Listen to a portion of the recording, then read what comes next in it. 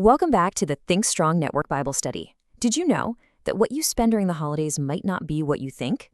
We all budget our money, right? But there's a currency that's way more valuable, and we spend it without a second thought. Today, we're going to break down something called a peace budget and figure out how to protect the most important asset God has given you this season. So let's just jump right in with this question. When you think about holiday stress, where does your mind go? Probably straight to your wallet, right? The gifts, the travel, all that food. But what if I told you the most expensive thing you'll spend this year, the thing that will cost you the most, isn't money at all? Okay, look at this. On one side, you've got your financial budget. We plan that thing down to the last penny, don't we? We're so careful with what's in our bank account. But then, there's our emotional and spiritual account. And this, my friends, is where we get into deep trouble. We just let toxic conversations and all these obligations completely overdraft our peace account, and we don't even have a budget in place to protect it. I mean, just think about the real cost here for a second. It's so true, right? You can go out and buy 10 gifts and maybe feel a little pinch in your wallet. But just one sharp, draining conversation with a family member, that can leave you feeling spiritually bankrupt for days. The emotional cost is almost always higher. And you know what? It affects everything else.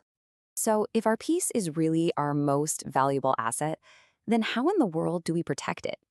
Well, that brings us right to the solution, the peace budget. And no, this isn't about finances. Think of it as your personal boundary playbook for the season. Let's be crystal clear on what this is. A peace budget is a proactive decision.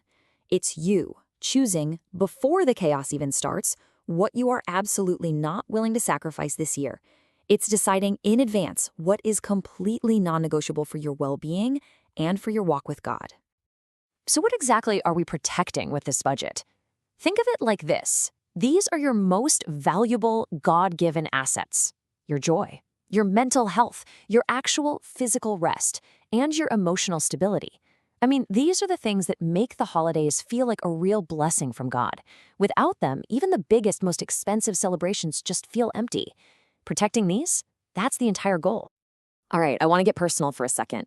Look at that list again. Your rest, your joy, your mental energy. Which one of those do you need to guard the most this year? Seriously, think about it. Drop your answer in the comments below. Because just identifying your main priority, that's the crucial first step to building your budget. Now, knowing what to protect is step one. But step two is actually protecting it. So let's talk about what putting your peace budget into action actually sounds like in the real world. This is where the rubber meets the road, you guys. First step, your budget might sound a little something like this. I'm not attending every single event. And listen, this isn't about being antisocial. It's about recognizing that your presence and your energy are valuable gifts. They are not an unlimited resource. You get to prayerfully choose where you invest your time. Or maybe for you, it sounds more like this. I'm not arguing about old stuff at family dinners. This boundary right here is all about refusing to get hooked by the same old bait. You know what I'm talking about. It's choosing consciously to preserve the peace of the moment over the need to win an argument that has never, ever been won before. Oh, and this is a powerful one. I'm not letting people guilt trip me into their expectations. You are not responsible for managing everyone else's feelings. You are not responsible for fulfilling their vision for your holiday. You are responsible for stewarding your own peace before the Lord. Period. And finally, your budget might just say this. I'm not stretching myself thin to impress anybody. The goal here isn't performance, it's presence. It's not about impressing people with everything you can do. It's about actually connecting with them from a place of spiritual fullness, not from a place of exhaustion. So what happens when you actually do this? When you put this budget into practice? The result, I'm telling you, isn't just relief, it is a total transformation. Let's look at the incredible blessings that come from living within your peace budget. This is the default setting for so many of us, isn't it? Without a conscious budget for our peace, we just end the holiday season feeling completely and utterly depleted. We've given it all away, poured ourselves out in all the wrong places, and we're left running on fumes as we head into a new year. But when you decide to implement a peace budget, the whole outcome is transformed. Instead of feeling drained, you feel grounded, you feel stable. You're no longer just trying to survive the holidays. You're actually present and centered, and you're able to receive the joy of the season and be a blessing to other people. This right here, this is the fundamental shift. Without a budget, you're constantly running and you're scrambling. You're just reacting to everybody else's demands. With a peace budget, you move into a state of living and choosing. You are proactively shaping your holiday experience, and you're guided by wisdom, not by pressure. Let's end on this powerful truth right here.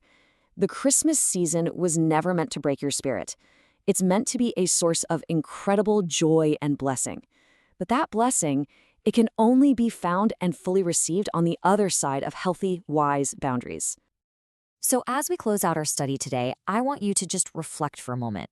From everything we've talked about, this whole idea of a peace budget, what's the one thing that really stands out to you the most? And maybe most importantly, how can you actually apply it to your life starting right now? What is one practical step, one boundary you can set this week to protect your peace?